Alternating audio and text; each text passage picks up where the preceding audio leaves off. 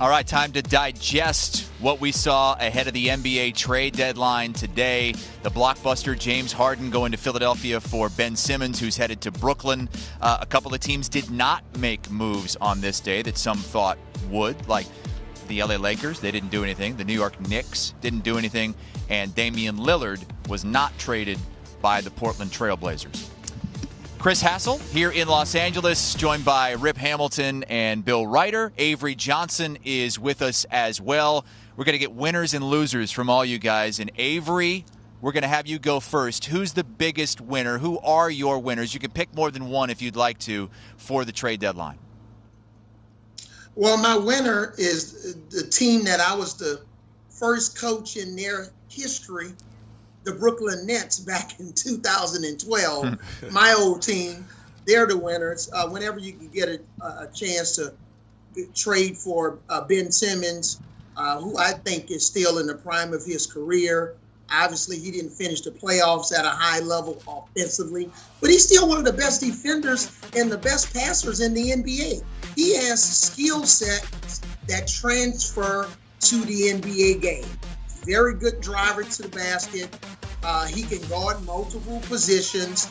I think based on what his agent Rich Paul texts me, this change of scenery is going to be outstanding for him, and it's going to do him a whole lot of good, just mentally and physically.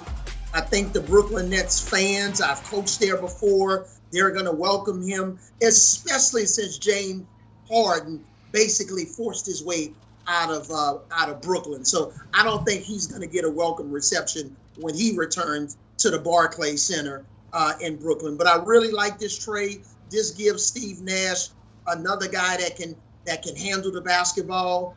This gives them an opportunity when he is resting one of his big two with Kyrie or Kevin Durant. Now he can have another team with Seth Curry on the floor, Ben Simmons. If Kyrie's in the game, he can go a little bit bigger with Andre Drummond. Still has Patty Mills. You know, he's got 3 guys on that roster, so that's 1 championships. Really like this move. I think the Brooklyn Nets were winners at the trade deadline. And that's the same winner for Rip.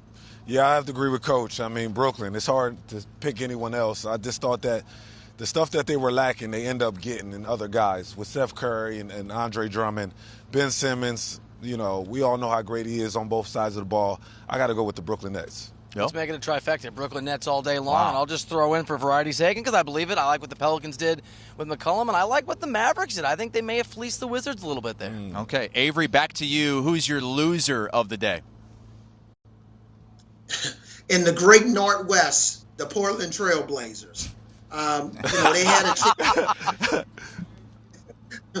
had a chance to make a move with Damian Lillard. They didn't trade him. They trade C.J. McCollum. If you weren't going to trade Dame, then keep C.J. All right? And if you really want to help Chauncey Billups and you say, look, we're going to try to still continue to build around C.J. and Dame, but if you're going to trade C.J., then Damian Lillard deserves a new home. This team is in the total rebuild mode. You can't rebuild with Dame still being on the roster. I'm not sure, obviously, are privy to the information in terms of what they could receive in return. Maybe they didn't feel that this the right time to do it. Bill talked about him being traded more in the offseason, but I think this was a perfect opportunity. Just like I said the same thing during the last draft, that was a great chance to move Dame. So I think the Portland Trail Blazers are my losers. Well, Rip completely disagrees with Avery on that. You are kind of going down the same path with your losers in that it's teams that did not make a move today. Absolutely. I'm happy that Coach stuck to his guns, though. That just tells you how great of a person he is. But I would have to go with the Knicks and the Lakers. Them not doing anything. Both teams are spiraling down. But watch the buyout market. I think that guy Goran Dragic, who we talked about before, I think he's a nice piece to either the Knicks or the Los Angeles Lakers, knowing that he's a guy that can come in, ain't going to rock the boat, but can help you out immediately, especially on both sides of the ball. This one's tricky. I've got the Wizards.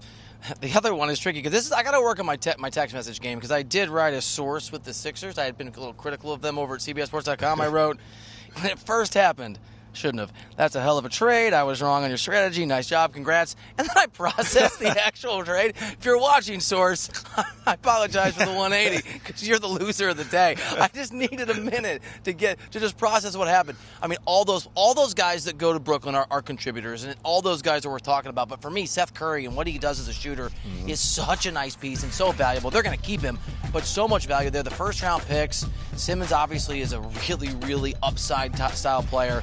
I think the biggest loser of the day are the fine folks in Philadelphia who I congratulated a couple hours ago. And Rip totally changed your mind He on did. that. In reality did. Yeah. No, I told him, don't watch what you say with that source because he might not answer the phone the next time you call This him. one, unfortunately. You also said that the Wizards are losers in trading for Kristaps Porzingis. Why is that? Yeah, a lot of it's about Porzingis.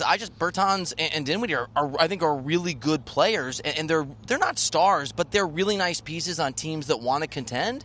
And it just feels like if you're going to move those two guys with the market and how competitive the whole NBA is, but especially the Eastern Conference, you should have been able to get more in return for my money than Kristaps Porzingis. All right, Bill Ryder, Rip Hamilton, and Avery Johnson, thank you so much for being here with us. We jumped up a little bit early today because of that blockbuster trade, James Harden for Ben Simmons, and that was by far the biggest of the day, but really big names and some young stars being moved, maybe not today, but in the days leading up to the deadline, like the Kings unloading some really talented young players to the Indiana Pacers and Tyrese Halliburton in particular, the Porzingis trade to the Wizards as well, but nothing bigger than Harden to the Sixers, Simmons to the Nets, and our experts say it's the Nets who are big winners and the Sixers who are big losers in that deal. We have much more coverage coming up next on our trade deadline special here on CBS Sports HQ. Do you want a sports network that delivers everything that matters about the game? The highlights, the picks, the instant analysis, no yelling, no fake debates, no politics. Hit the subscribe button and never miss a moment.